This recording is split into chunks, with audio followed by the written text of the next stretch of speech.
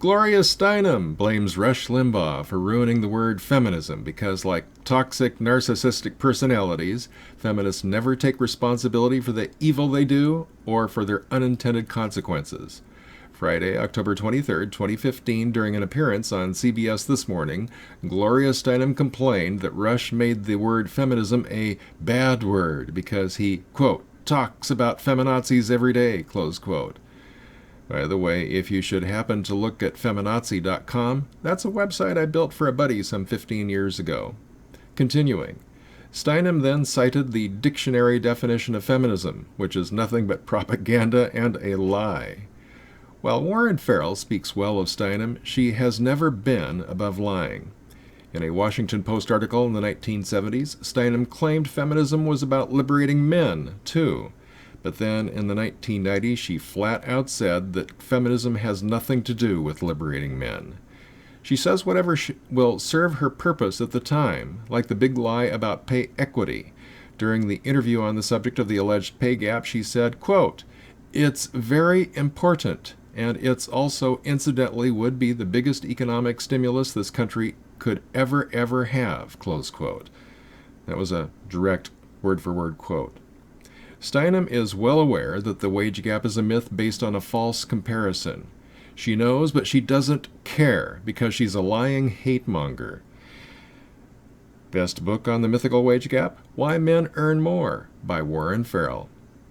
Incidentally, after I scripted this video, or that part of this video, I discovered that Bern Chapin already did a video about Steinem's interview, and I've linked to it in the low bar.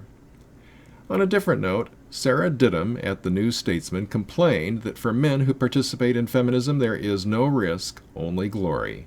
Quote, "Going on a march and shining your right-on credentials entails no danger and no loss for a man," close quote. You know these guys. They might be spineless wimps or big-name celebrities or pretty boys hanging out to score. Like the PUAs, they say what they think women want to hear in order to get on their good side and maybe, get to knock boots with some vacuous but attractive neoliberal thug.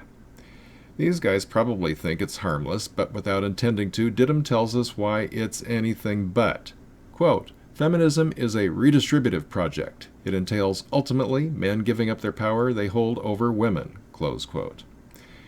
But as every red pill man, regardless of his persuasion or place on the manosphere spectrum, knows, women in the West hold far more power over men than men do over women. So what the author is really saying is, feminism is a redistributive project. It entails, ultimately, women gaining ever more power over men. Being redistributive, feminism has always been political, and its focus is to pass laws enslaving men by creating more and more government programs that, like racists negatively stereotyping blacks before emancipation, negatively stereotypes men to shackle them for the benefit of women. Short of an economic collapse that starves these programs to death, or expatriating to South America, our only remedies are, it seems to me, political. And finally, this gem from Rebecca Traister, who complains about the, wait for it, orgasm gap. You didn't know? Quote, "Pleasure. Women want pleasure, or at least an equal shot at it. That doesn't mean some prim quid pro quo sexual chore chart. No one's saying that sex can't be complicated and perverse. It's pleasures reliant, for some, on riffing on old power imbalances. But its complications can and should be mutually born, offering comparable degrees of self-determination and satisfaction to women and men. After all, sex is also still political. One thing that's clear is that feminists need to raise the bar for women's sex lives way higher," close quote.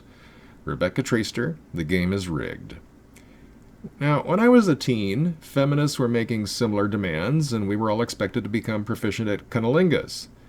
But then, following the lead of Susan Brownmiller, Mary Koss and Ms. Magazine turned sex into rape and all men into rapists, which was a windfall for the lesbians who wanted to use feminism to turn more women into lesbians. But now, with the burgeoning fourth wave of feminism, they're preparing to politicize the orgasm once again. MRAs, PUAs, neo-masculinists, I can say that word, and tradcons have little to worry about as the feminists send their mighty slut brigades forth to demand equal time for their big O. No, it's MGTOW I expect they'll target because of all the denizens of the manosphere. We are chief among those who are denying those poor little fourth wavers of their afternoon delight.